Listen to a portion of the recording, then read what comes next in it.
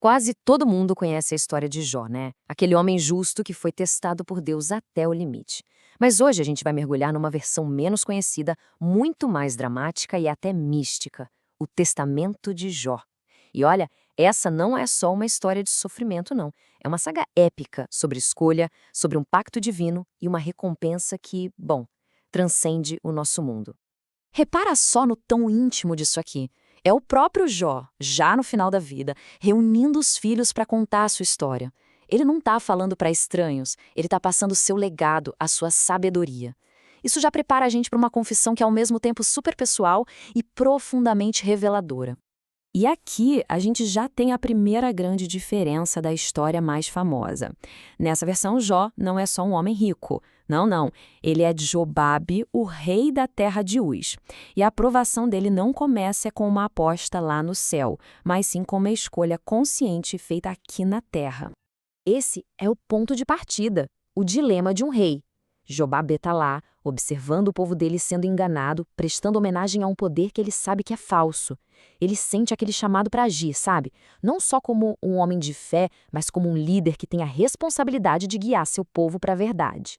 E enquanto ele está lá, pensando no que fazer, um anjo aparece. O que acontece em seguida não é uma ordem divina, mas sim uma proposta, quase um desafio heróico. O anjo oferece a Jobade a chance de se tornar uma lenda, mas o preço para isso seria imenso. Os termos são colocados na mesa de forma bem clara e direta. O anjo não esconde nada. Destruir o ídolo é o primeiro passo, mas isso vai soltar a fúria total de Satanás. Ele vai perder tudo. A condição é simples: resista. A recompensa? A imortalidade do seu nome. Ou seja, Jobabe sabia exatamente no que estava se metendo. E com essas palavras, Jobabe aceita o pacto. Ele sela o próprio destino. Não como uma vítima passiva, mas como um atleta que entra de vontade própria na arena, pronto para a luta da sua vida. A partir desse momento, ele não é mais o rei Jobabe. Ele se torna Jô, o sofredor. E assim a guerra começa. Satanás, fiel à profecia do anjo, não perde tempo e já parte para cima com tudo. Essa sessão mostra a devastação que acontece logo depois da escolha de Jó. Para a gente entender a profundidade da queda de Jó, a gente precisa primeiro entender a altura de onde ele caiu. A história começa com um número impressionante: 130 mil. Esse era o número de ovelhas que ele possuía, uma fortuna absurda para a época. Mas a riqueza dele ia muito além dos números. O Testamento dedica um capítulo inteiro só para detalhar a caridade de Jó. Ele não era só rico, ele era um pilar da comunidade. As portas da casa dele estavam sempre abertas, as mesas sempre cheias. Ele até perdoava dívidas e contratava músicos para aliviar o fardo dos seus trabalhadores. Isso estabelece o caráter do homem, o que torna a perda que vem a seguir ainda mais brutal. A destruição é rápida e total. Em questão de dias, Satanás simplesmente desmantela cada aspecto da vida de Jó. Ele perde a riqueza, o status social, quando Satanás, disfarçado, incita o povo contra ele, perde seus filhos numa tragédia horrível e, finalmente, perde a própria saúde. E aqui a gente chega no clímax do sofrimento pessoal de Jó. A esposa dele, Citis, que teve que vender o próprio cabelo para comprar 3 pães, chega ao limite. Ela o vê coberto de feridas, sentado num monte de esterco e faz um apelo desesperado. Aqui a gente vê o conflito central da história na sua forma mais pura. Citis representa a resposta humana e totalmente compreensível ao sofrimento extremo, o desespero. Para ela, a dor é sem sentido e a morte é uma libertação. Jó, no entanto, mantém uma perspectiva quase sobre-humana. Ele se lembra das bênçãos do passado e insiste em resistir, acreditando na misericórdia final de Deus. E aqui, a história dá uma virada sobrenatural. Jó não está só discutindo com a esposa. Ele vê além, percebendo a presença de Satanás manipulando a situação. Ele expõe o inimigo que estava escondido, transformando uma cena de desespero doméstico em um confronto espiritual direto. O ponto crucial é este: Satanás se revela e admite a derrota. Ele se compara a um lutador que foi derrubado. Apesar de toda a dor, Jó não quebrou. Essa confissão direta do adversário é um elemento único e poderoso do testamento de Jó, marcando o fim da guerra física.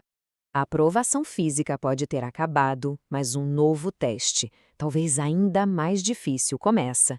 Dessa vez, o ataque não é ao corpo de Jó, mas à sua mente e à sua fé, quando 3 reis, seus antigos amigos, chegam para desafiá-lo com dúvidas e acusações. Os reis representam a lógica convencional. Para eles, um sofrimento tão grande só pode ser resultado de um pecado igualmente grande. Eles não conseguem conciliar o homem justo que conheciam com a figura destruída diante deles. A pergunta de Elifaz é cortante, né? Ela joga na cara de Jó tudo o que ele perdeu. A resposta de Jó é magnífica. Ele rejeita completamente a lógica terrena deles. Ele contrasta a glória passageira dos reinos deste mundo com a permanência de seu reino espiritual.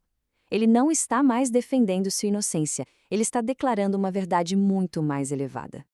A esposa de Jó, Síritis, em seu luto, faz um pedido comovente: encontrar os ossos de seus filhos para lhes dar um enterro digno.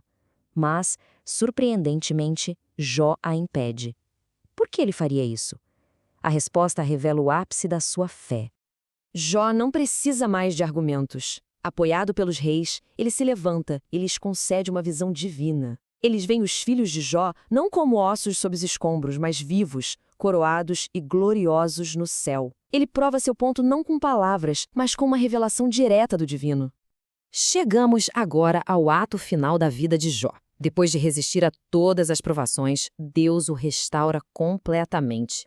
Mas o legado que ele decide deixar para trás é diferente de tudo o que se poderia esperar de um rei. Ao dividir seus bens, Jó dá terras e riquezas para seus 7 filhos, mas nada para suas 3 filhas.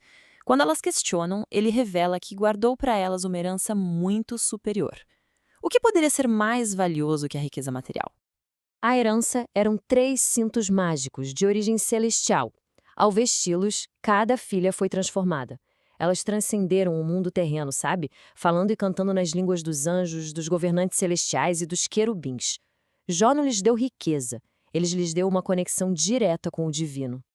Quando Jó finalmente morre, o lamento de seu povo resume perfeitamente seu legado terreno. Ele não era lembrado como um rei ou um homem rico, mas como um protetor, a força dos fracos, a luz dos cegos, o pai dos órfãos. A vida dele foi definida por seu serviço aos outros. E assim, a gente termina esta análise do testamento de Jó, que nos deixa com uma pergunta final para pensar. O que torna uma vida verdadeiramente lendária? A resistência à dor? A fé inabalável? Ou a capacidade de deixar uma herança que transcende o material? Talvez, como a história sugere, a resposta seja uma combinação de tudo isso.